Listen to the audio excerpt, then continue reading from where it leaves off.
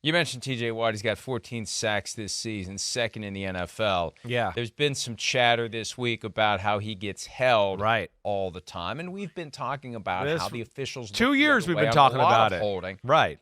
A lot of holding because it helps keep the quarterbacks upright. It's No what doubt. makes the holding penalty that wiped out the 43-yard gain in overtime for the Jaguars conspicuous. It's evidence of that inconsistency we talk about with officiating because we've seen worse not get called. We see worse not get called all the time. The broadcasts don't mention it. The game moves on to the next play. You rarely have a replay where they say, look, there were 3 holds on that play. But a lot of times, there's 3 holds on that play as they try to keep the quarterback from getting obliterated by the locks of T.J. Watt. Here's Terrell Austin, the Steelers defensive coordinator, on this issue of Watt being constantly held. T.J. runs into what all the elite rushers do. These guys are going to hold you till they can't, because a lot of times that's the only way they can block you. I share in his frustration, but I don't think there's anything that we can do about it. We can complain and we can do all that, but that really doesn't solve the problem. So I think we just deal with it. We just continue to fight and go. It's almost like the hack a Shaq. People would hack Shaq all the time, and he got fouled so much, and everybody knew it was a foul. But after a while, they didn't call it because it was so doggone good. Look, it's just hold, and you hold blatantly, and you just hope that they won't call it every play. It's what the Seahawks were doing last Thursday night. It's why Pete Carroll was dismayed when it didn't work. Oh, wait, you're actually going to enforce the rules tonight? We can't just mug the receivers every single play, and you're only going to call it 1 out of 10 times, if that often? So that's what Watt's facing. But you know what? They can hold him, they can grab him, they can kick him, they can do whatever tonight. It's probably not going to make a difference against that Patriots offensive line and Bailey Zappi. And as we talk it through, for as down as I am on the Steelers for what they did on Sunday, think about it. Yeah. They're facing an overmatched opponent, and they're going to be pissed off. Right. And Mike Tomlin has probably been up their butts all week about what they allowed themselves to step into against the Cardinals. This could be an obliteration. It could be covering the 30-point over-under with the Steelers scoring all the points and the Patriots maybe scoring none of the points. So, by the way, Watt is in the mix for Defensive Player of the Year at plus 310. And I'm still astounded DaRon Bland is in the conversation. Maybe there's just people out there who don't understand how this works and have been betting on him because he's got those pick sixes. They keep throwing at you when they think you're not very good. And we saw last Thursday night he's not very good. He's not as good as you would think. He's not going to end up as good as he's billed to be a little bit, to your point. He's not. That's my point. That's my point. I mean, he's an NFL player. He's a starter. He's got those pick sixes. He's good. Right, yes. But he's not elite. He's not the 4th best defensive player in the NFL, which these odds would imply. It's people betting being caught up by the pick sixes, not recognizing there's a reason he's getting all those opportunities. They're not afraid to throw on him, as we saw last Thursday night. That's right. He's a really good player. And then, listen, they put him in some tough spots. You know me. That's one thing. I mean, he can be trusted on an island. Last week was not his best week, like you said. He's damn good. He is. He is like, a budding, like, top corner in football type of player. But, yeah, I mean, when people go, oh, is he the best defensive player in football? Should he win the that's where I go, well, come on. This is where we're getting too obsessed with stats. He's the second best corner on his team when when Trayvon Diggs is healthy. Now you're going to tell me he's the best player in football. I mean, come on. That's where just everybody looks at stats and just goes from there. That's where I'm a little sick of it, and that's what I'm fighting against is some of this MVP talk everywhere right now. But, DaRon Bland does a lot of good things, certainly deserves the credit. But those guys at the top of the list, and if we can bring that list up again, to me, there's nobody better than the 3 at the top of the list. T.J. Watt, Myles Garrett, and Micah Parsons, right? You watch highlights, you go back and watch film, whatever. The way they play the game, the way they stand out when you're watching the football game is unlike any other. It's literally like you not even have to focus on them, and you go, whoa, there was a blur over there. Who was that? Oh, that was Myles Garrett. Oh, it was T.J. Watt. Whoa, who busted through the line over there and blew up the guard and the fullback, and the running back got tackled for a 4-yard? Oh, that was Micah Parsons. They're on another level. And, to your point, nobody gets held Nobody gets held more than these three. I watch, you know me, I'm Ron Jaworski, watch the film all the time. I don't watch all these teams every week on film, but a lot of weeks I do, and it's egregious. Yes, the NFL doesn't know what to do with all the good defensive linemen in football right now, and the offensive linemen, they can barely put 5 out on the field. So they've let holding and hooking around the neck and all of that become kind of just regular standard procedure for a tackle. Things that I'd go 10 years ago, 5 years ago, that's called holding every play. Now they kind of let it go because they're like, well, Michael Parsons will be back here hitting the quarterback every play if we don't start, if we call holding too much. So be interesting down the stretch here because they're three freaks and they just absolutely can take over games and, put themselves in a statistical spot to where 3 weeks from now we could go, oh my gosh, he's got 20 sacks and he's forced 4 more fumbles. He is the defensive MVP. So let's see what he's got tonight.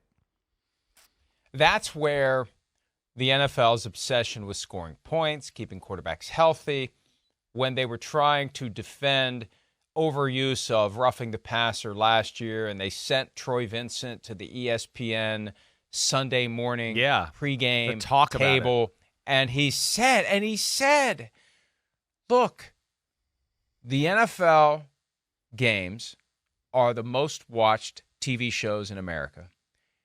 And in large part, it's because of quarterback play. So we've got to keep quarterbacks healthy. So the NFL games will continue to be the highest rated TV shows in America. And that's where I continue to say there must be a real firewall between the purity of the game and your business interests.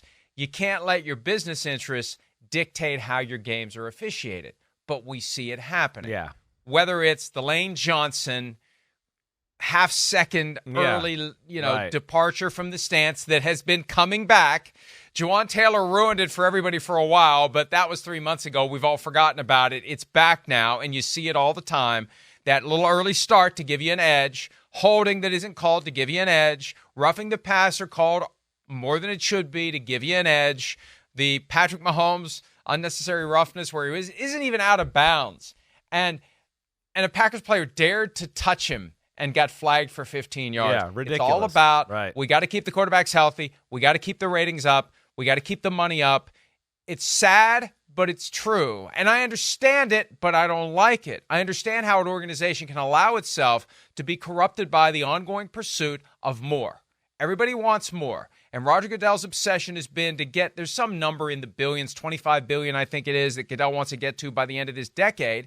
Once you accept that that's your goal and not putting the best product possible on the field and ensuring the integrity of the game and the integrity of everything around the game, including the wagers on the game, and it's just grab more money, that's what you get. There's nothing we can do about it other than point it out and say it kind of sucks that that's the way it is, but that's why you see so many uncalled holding penalties. That's why you see left tackles and right tackles leaving early. That's why you see nothing the passer fouls. That's why intentional grounding is a very, very broad, you got to do a lot to be flagged for intentional grounding. Yeah, it has to be egregious. Today's NFL. It's all about give the quarterbacks an out, allow them to not get hit, and keep them upright because money. Yeah, you know me. You hear me yell every week. I can't take it. I can't. It's a little too much of favoring the offense right now.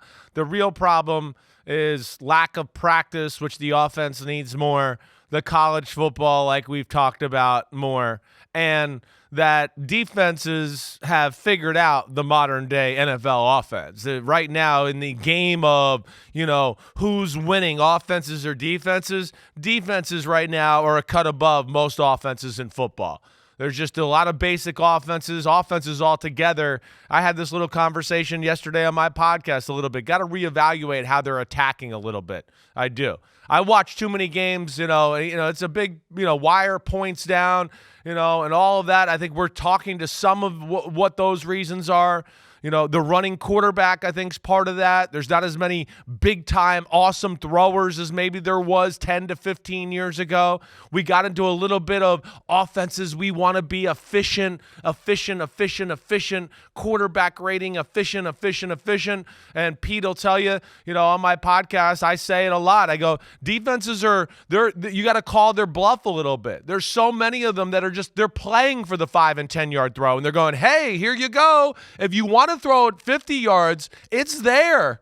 We'll let you do it, but you're too chicken. You're going to look for a 5-yard completion over the middle, right? And that, to me, is another part of the issue altogether. I brought up an example of Shanahan. Shanahan kills people, right, with 5 and 10 yard passes. Deebo Samuel, Kittle, boom, boom, boom, play action, boom, boom, boom. And then they play a defense, and DeMeco Ryans doing it in Houston right now, right, where they go, we don't. I do this to other defenses, so don't let teams do it to us, right? Take that away. And therefore, they take some chances. And think about the Netflix with Patrick Mahomes, right? Remember what he said when he was playing the 49ers? They called his bluff. They were like, you're not throwing it 5 and 10 over the middle to Kelsey. We're going to give you 50 down the middle, 40 down the sideline. If you want it, you got to throw it and do it. And Mahomes like, yeah, you're going to do that to me, right? Remember, he went through all that whole charade, and they started to attack it. That's another thing I see across football. Teams just daring teams to throw the ball down the field, and offensive coordinators scared to do it because they're afraid of the efficiency or the quarterback rating or whatever. I didn't mean to go on this rant, but it's a good subject, and it deserves some unpacking maybe one day in a deeper conversation. And it's a shame, too, because my favorite play in football is the deep throw, because when that ball is in the air, if you're watching the game on TV, when the ball's in the air, there's that moment of wonder because you have no idea who's going to be there when the ball comes down. Yeah. And sometimes, you just see that quarterback get confidence. Back. Right. Yeah. The confidence with which the quarterback throws the ball tells you somebody is wide-ass open down the field. Right. But it's just that idea of that second or two, the ball's in the air, and is it going to be nobody? Is it going to be an interception? What's it going to be on the other end? And we don't see that nearly enough in today's NFL. We really don't. And I love that moment. So maybe that's where the adjustment will be, especially as we get closer to the postseason. Maybe people will be less concerned about stats and more concerned about doing what is necessary. No, that's usually what happens because it is your better teams and it's win or go home, and teams start to look at, wait, it's hard to beat this defense. What do we do? And then they go, well, damn, they're kind of calling our bluff on this. We got to do that, right? Gruden used to say things like when defenses would do a little crazy stuff or stuff that you felt like that's not really good, he'd go, we owe it to ourselves. We owe it to them. We owe it to the league to show them they can't do this, right? And, I go back to like the Houston Texans-Denver Broncos game from last week. There was a the Houston Texans were all about taking away intermediate, middle-of-the-field throws. And within that, okay, you're trying to stop a lot of different stuff. They were putting Jalen Petrie, their safety, in some positions where he was one-on-one against Cortland Sutton, a number one, borderline, big-time awesome receiver against a safety who has no business covering him one-on-one. And it was about the third quarter where Sean Payton finally looked at it and goes, we can't let him do this. We got to start throwing the ball deep on him. And that's when he hit the touchdown to Cortland Sutton. And, of course, they attacked him on the great interception by Stingley. That was a double move on Petrie. But that's to my point, and we'll see where it goes. But, hopefully we'll see some deep shots tonight from either Pittsburgh or New England and add to a little excitement to this football game. By the way, that day in December of 1993 with 3 over-unders at 29 or 28, all 3 overs hit that day. Wow. If that means anything for tonight, and it means absolutely nothing at all, but just to complete that thought, the weather wasn't the factor that people apparently thought it was. All 3 overs hit in those games. Hi, it's Mike Florio. Thanks for watching PFT on YouTube. Hit subscribe for the latest news and analysis from Pro Football Talk.